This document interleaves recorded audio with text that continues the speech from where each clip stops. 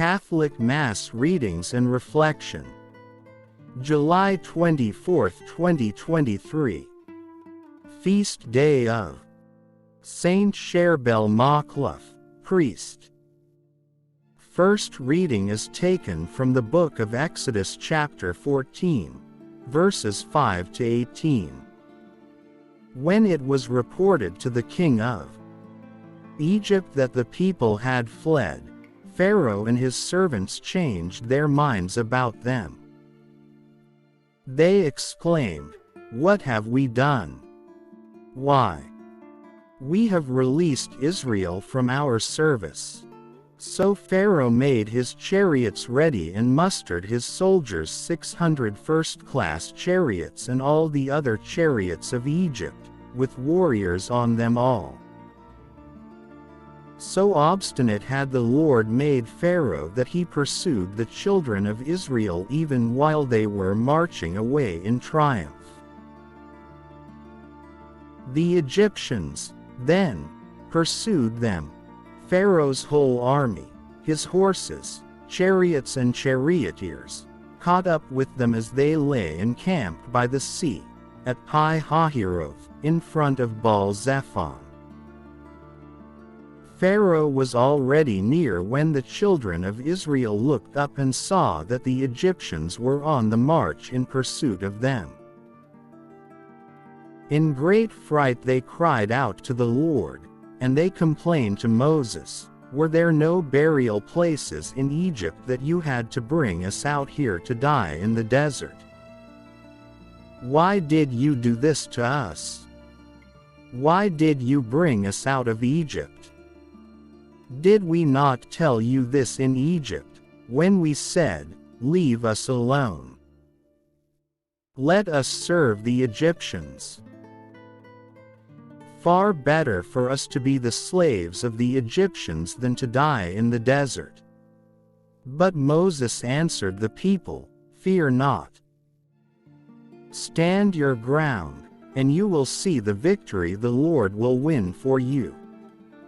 Today, these Egyptians whom you see today you will never see again. The Lord himself will fight for you. You have only to keep still." Then the Lord said to Moses, "Why are you crying out to me? Tell the children of Israel to go forward.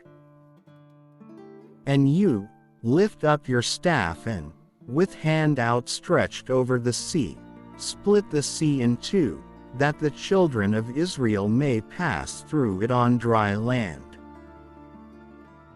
But I will make the Egyptians so obstinate that they will go in after them. Then I will receive glory through Pharaoh and all his army, his chariots and charioteers. The Egyptians shall know that I am the Lord, when I receive glory through Pharaoh and his chariots and charioteers." Responsorial Psalm. Let us sing to the Lord. He has covered himself in glory.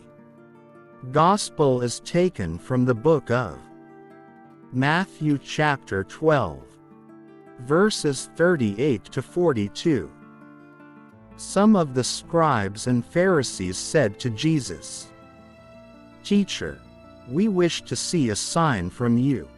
He said to them in reply, "An evil and unfaithful generation seeks a sign, but no sign will be given it except the sign of Jonah the prophet. Just as Jonah was in the belly of the whale 3 days and 3 nights, so will the Son of Man be in the heart of the earth 3 days and 3 nights. At the judgment, the men of Nineveh will arise with this generation and condemn it, because they repented at the preaching of Jonah, and there is something greater than Jonah here.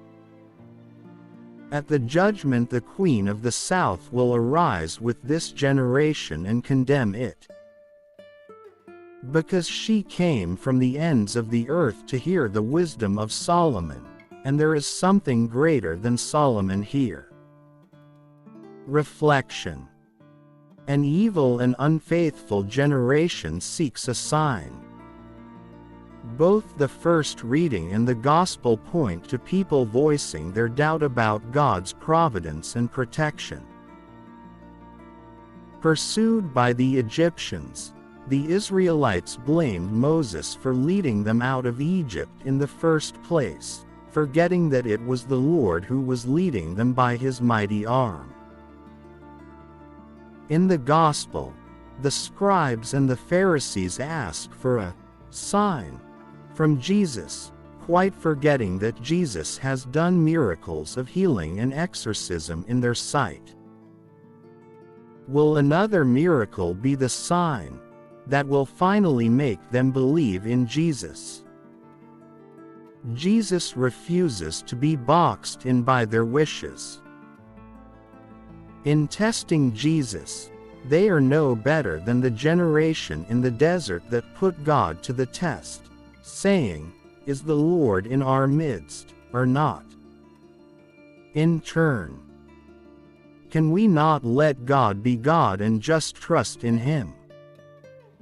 Without asking for any sign,